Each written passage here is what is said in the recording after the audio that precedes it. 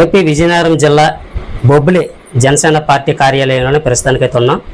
Janasena party రాష్ట్ర కార్యనిర్వహణ కార్యదర్శి శ్రీ పాలూరు బాబు గారితో ప్రస్తుతానికైతే ఉన్నాం. నేను టీనైన్ న్యూస్ ఇన్వెస్టిగేషన్ని, నా పేరు కృష్ణ. సార్ నమస్తే సార్, మీ పేరు ఏం పేరు సార్? బాబు పాలన. బాబు కూర్చో. సార్, ఇప్పుడు ఈ జనసేన పార్టీలోని మీరు చేరారు.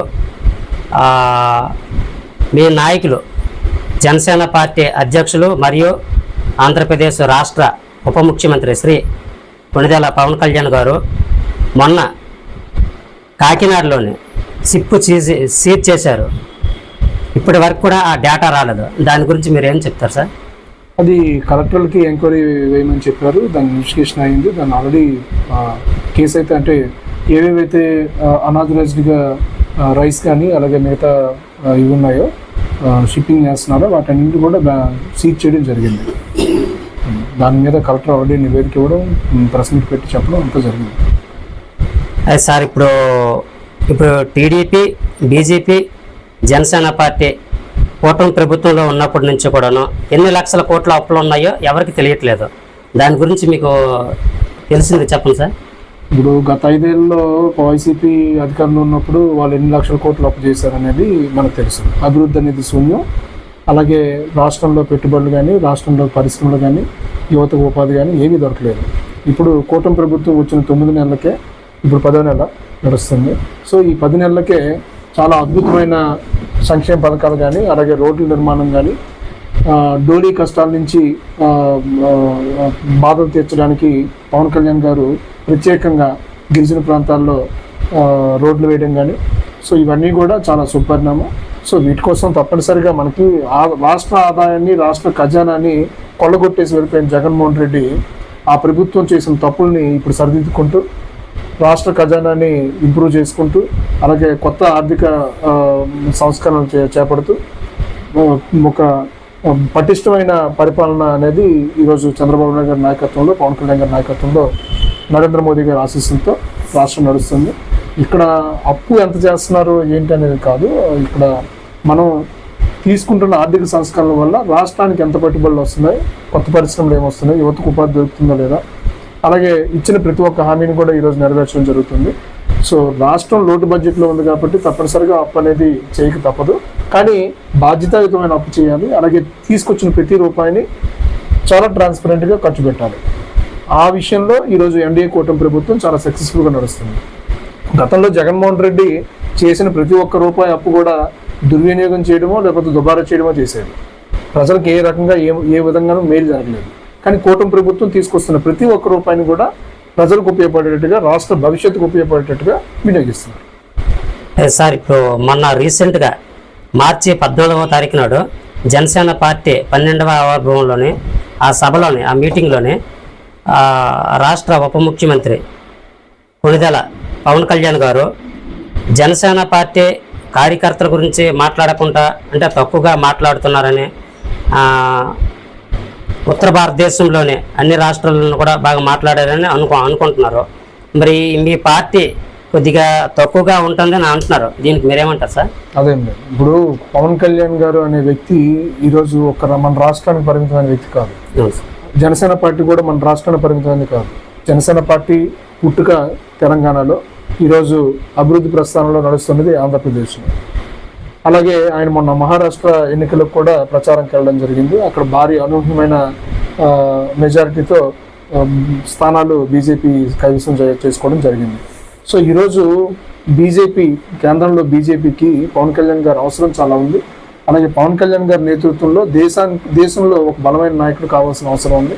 సో జనసేన పార్టీ నుంచి పవన్ కళ్యాణ్ గారు దేశానికి బలమైన నాయకుడిగా ముందుకెళ్తున్నారు. దక్షిణ భారతంలో ముఖ్యంగా ఆయన సేవలు చాలా అవసరం ఉంది. దక్షిణ భారతదేశానికి రావాల్సిన నిధులు కానీ, దక్షిణ భారతదేశం తాలూకు ఉనికిని కానీ కాపాడడానికి పవన్ కళ్యాణ్ గారు తప్పనిసరిగా ఒక స్టాండ్ తీసుకోవాల్సిన అవసరం ఉంది. కాబట్టి జనసేన పార్టీ అనేది ఒక ఆంధ్రప్రదేశ్ రాష్ట్రానికి పరిమితం చేసుకోవడానికి కాకుండా దేశం కోసం పెట్టిన పార్టీ ఇది. దేశం కోసం పుట్టిన నాయకుడు ఆయన. కాబట్టి దేశం కోసం ఆయన తప్పనిసరిగా మాట్లాడతారు. దేశభక్తి ఉన్న వాళ్ళు ఎవరైనా కూడా దాన్ని ప్రశంసించాలి.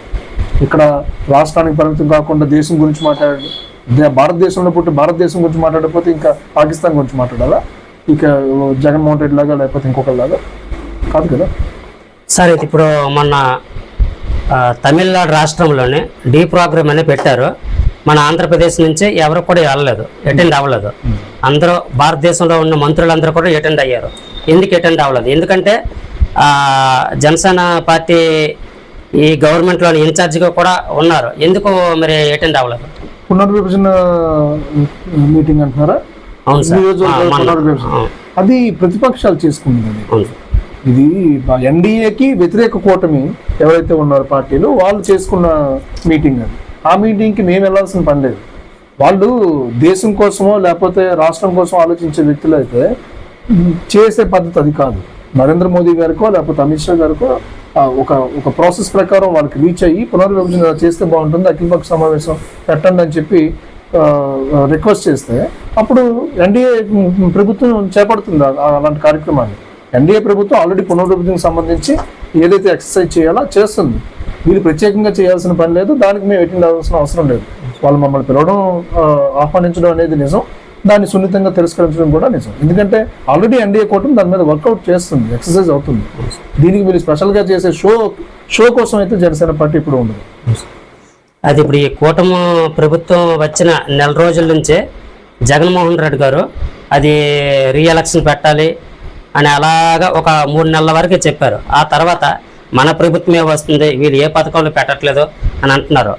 అప్పుడు ఎలక్షన్స్ టైంలోనే చంద్రబాబు నాయుడు గారు అలాగే పవన్ కళ్యాణ్ గారు కూడాను కొన్ని పథకాలు పెడతాం, బస్సు ఫ్రీగా వేస్తామని అంటున్నారు.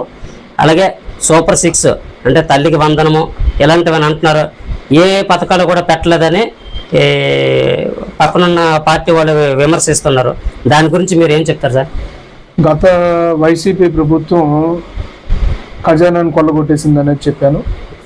విద్యార్థులకు రావాల్సిన ఫీజు ఇన్వెస్ట్మెంట్లు కూడా వాళ్ళు టైంకి వేయలేదు, మొత్తం అది పెండింగ్ ఉంచి దిగిపోయారు. సో ఆ లోటుని ఇప్పుడు మేము భర్తీ చేస్తున్నాం. మొన్న ఒక 700 కోట్లు, నిన్న ఒక 680 కోట్లు, మళ్ళీ రేపు పొద్దున్న ఇంకో 1300 కోట్లు లోకేష్ గారు వేయబోతున్నారు. అలాగే జగన్మోహన్ రెడ్డి మాటలకి ఏంటంటే ఆయన ప్రభుత్వంలో ఉంటేనే, అధికారంలో ఉంటేనే ఆయన మనిషి, లేకపోతే మృగంలో మారుతాడు. అంటే మెంటల్ స్టేటస్ బాగోదు కాబట్టి ఆయన ఏదైనా వాగుతాడు. మేము అధికారంలోకి వచ్చిన దగ్గర నుంచి ఈ రోజు వరకు కూడా ఏవైతే హామీలు ఇచ్చామో ప్రజలకి, ఆ హామీలన్నీ కూడా ఒక్కొక్కటిగా నెరవేరుస్తున్నాం. ఉచిత గ్యాస్ సిలిండర్ ఇస్తున్నాం. అలాగే ఫీజు రీయింబర్స్మెంట్లు వేస్తాం. తల్లికి వందనం కార్యక్రమం రేపు స్కూల్ స్టార్ట్ అవ్వకముందు వేస్తామని చెప్పాం. నెక్స్ట్ ఏమంటారు అకాడమిక్ ఇయర్కి. సో ఆ అకాడమిక్ ఇయర్ స్టార్ట్ అవ్వడానికి ముందే డబ్బులు అనేది వేస్తాం. సో ప్రతి ఒక్క అంశంలో కూడా మేము కూటమి ప్రభుత్వం చాలా చిత్తశుద్ధితో పనిచేస్తుంది.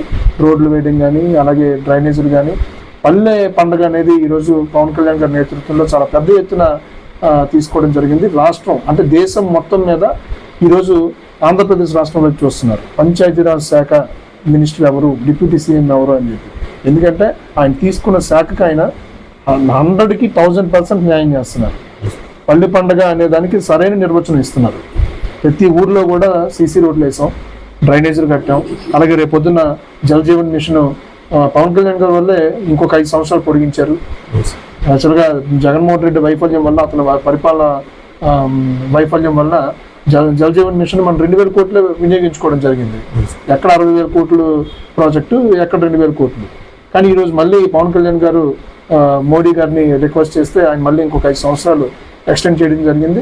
యుద్ధ ప్రాతిపదికన ఇప్పుడు ఏప్రిల్ నెక్స్ట్ ఫైనాన్షియల్ ఇయర్ నుంచి మనకి ఆర్డబ్ల్యూఎస్ ప్రాజెక్టులు కానీ, జల్ జీవన్ మిషన్ ప్రాజెక్టులు కానీ, తాగునీటి సమస్య ఏ సమస్య లేకుండా పవన్ కళ్యాణ్ గారు ఈ రాష్ట్రానికి ఇవ్వబోతున్నారు. సార్ ఇది ఇప్పుడు మీరు ఈ జనసేన పార్టీలో ఉంటున్నారు.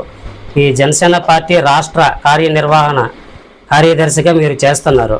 మీకు ఏ నమ్మకం తోటి మీకు ఇలాంటి బాధ్యత అప్పచెప్పారు? మీకు ఒకసారి చెప్తారు సార్? కష్టపడి పనిచేసే ప్రతి కార్యకర్తని గుర్తించే బాధ్యత, గుర్తించే ఆ మనసు పవన్ కళ్యాణ్ గారికి మాత్రమే ఉంటుంది.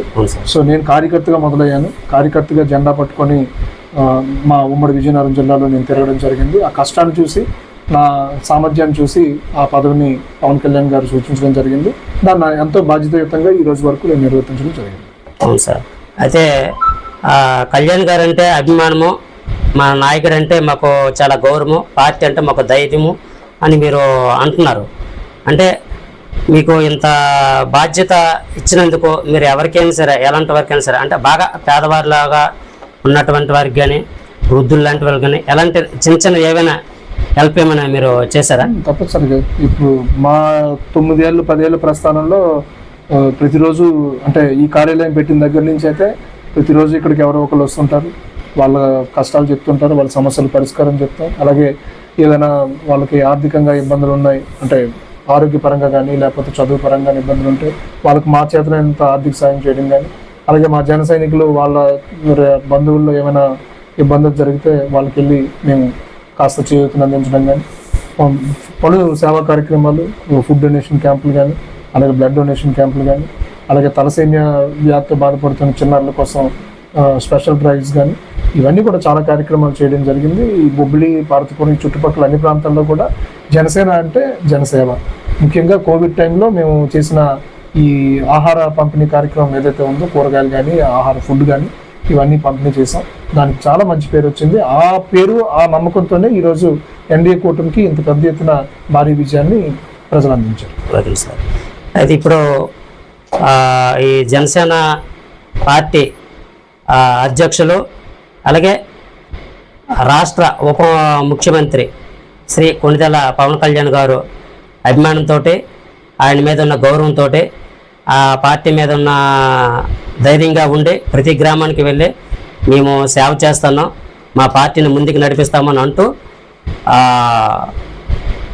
శ్రీ పాలూరు బాబు గారితో face to face interview me T9 news Krishna